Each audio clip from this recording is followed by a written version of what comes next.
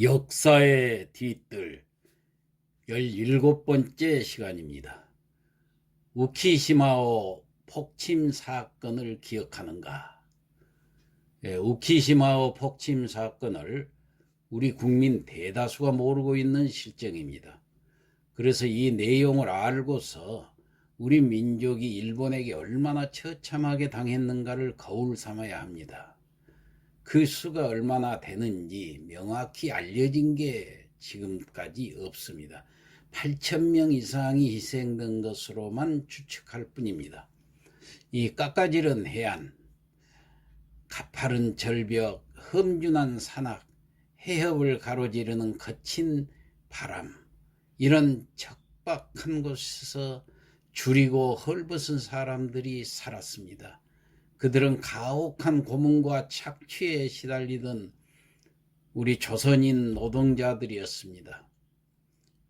일본 도호쿠 최북단 아오모리, 이곳으로 끌려왔던 조선인들에게 기회가 드디어 찾아왔습니다. 1945년 8월 15일 정오, 일왕이 무조건 항복을 선언했습니다. 그래서 그들은 귀국선을 타고 고향으로 돌아가는 꿈을 꾸었습니다. 그들의 바람은 과연 이루어졌을까요? 항복 선언 직후 일제는 오미나토 해군 경비부의 명령을 하달했습니다. 해군 수송선을 부산으로 급파해서 한국에 거주하던 일본인을 데려오라는 내용이었습니다. 하지만 이 특수임무는 곧 취소됩니다. 대신 새로운 명령이 주어졌습니다. 아오모리 지역의 조선인 노동자들을 그 배에 실어서 부산으로 보내라는 내용이었습니다. 이 대목에 물음표가 붙게 됩니다. 엄청난 혼란의 소용돌이에 빠져 허우적대던 일제가 조선인 노동자들의 귀향을 알뜰살뜰 챙겼다는 거, 이거 좀 이상하지 않는가요? 1945년 8월 18일 조선인 노동자들이 항구에 집결했습니다. 이들을 실어 나르는 배는 4,730톤급 일본 해군 수송선 우키시마오 배였습니다. 배의 정원은 4,000명 정도.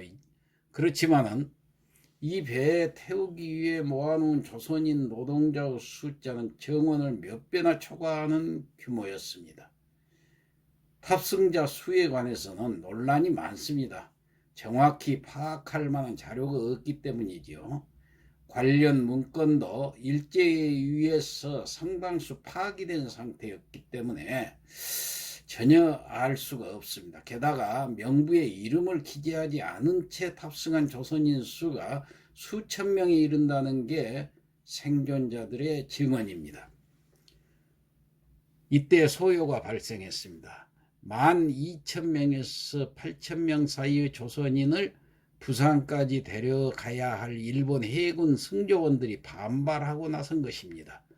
부산에서 일본인을 싣고 와야지 왜 조선인을 부산으로 데려다줘야 하느냐, 부산에 도착하면은 조선인들이 우리에게 보복할 거 아니냐, 이러면서 항명했던 것입니다. 우여곡절 끝에 8월 22일 오후 10시 배가 출발했습니다. 출항지는 오미나토항, 현재에도 그 일본 해상자위대 지방대가 주둔하고 있는 군사 요충지입니다. 목적지는 부산항이고, 오마나토에서 부산까지 거리는 1574km, 100길로 사흘 잡으면 충분한 거리입니다. 그런데 출항 직후 배는 예정 항로를 벗어나서 남쪽으로 치우쳐 일본 연해를 따라 항해하기 시작했습니다. 그러더니 24일 오후 5시경 돌연 교토부 마이즈루항으로 향했습니다. 이 마이즈루 앞바다, 여기에서 이제 문제가 생긴 것입니다. 해안에서 한 300m 지점에서 배가 멈췄습니다. 이어서 엄청난 폭발음이 연속적으로 들렸고 배는 두 동강이 나서 침몰하게 됩니다. 24일 오후 5시 20분 고국으로 가는 귀국선 1호는 이렇게 바다에 수장되고 말았습니다. 일제가 밝힌 우키시마호 탑승자 숫자는 3,725명, 이 중에서 조선인 524명과 일본 승조원 25명이 사망했으며 실종자 수와 생존자 수는 미상이라고 발표를 했습니다. 미 군정 당국에는 그나마 조선인 사망자 수를 260명으로 축소해서 보고를 했습니다. 그러면서 미군이 설치한 기뢰와 충돌해서 침몰한 것이라고 주장을 했던 것입니다. 생존자들이 있었습니다. 하지만 이들은 또다시 죽음의 공포와 마주해야 했습니다. 군 부대에 수용되어 있던 생존자들이 의문의 전기 폭발 사고를 또 당한 것입니다. 이 사고로 상당수 조선인 사상자가 발생했습니다. 사고 원인 또한 명확하게 밝혀지지 않은 상태입니다. 고의에 의한 사고였으리라 짐작이 됩니다. 그렇다면 일제가 조선인 모두를 몰살시키려 했다는 이야기가 됩니다. 1954년 우키시마호 선체가 인양이 됩니다. 한참 뒤의 일이지요. 거의 10년 가까이 지났는데 9년 만에 일본 정부에 의해서가 아닙니다. 민간 기업인 이노사루메 지사가 인양 작업을 수행을 했습니다.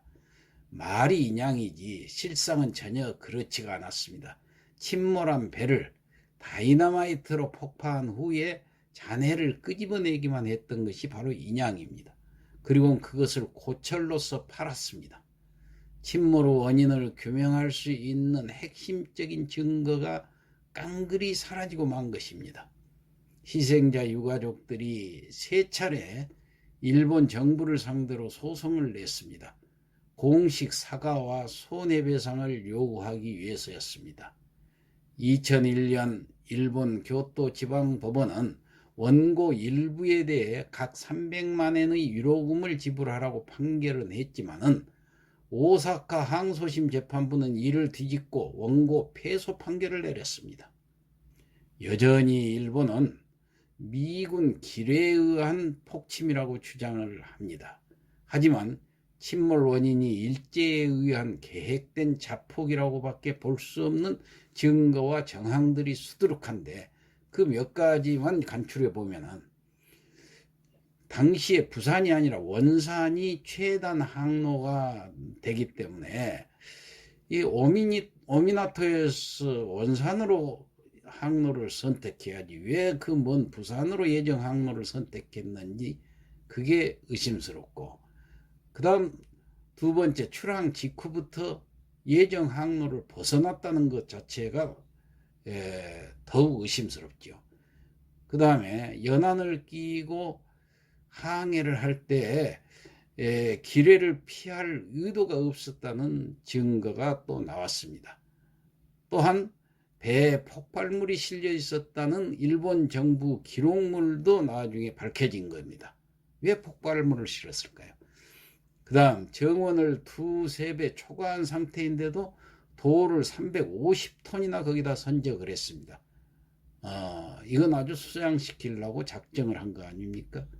다음 폭발 직전에 일본 해군들이 황급히 배를 빠져나갔다는 것을 목격자들이 증언을 하고 있습니다.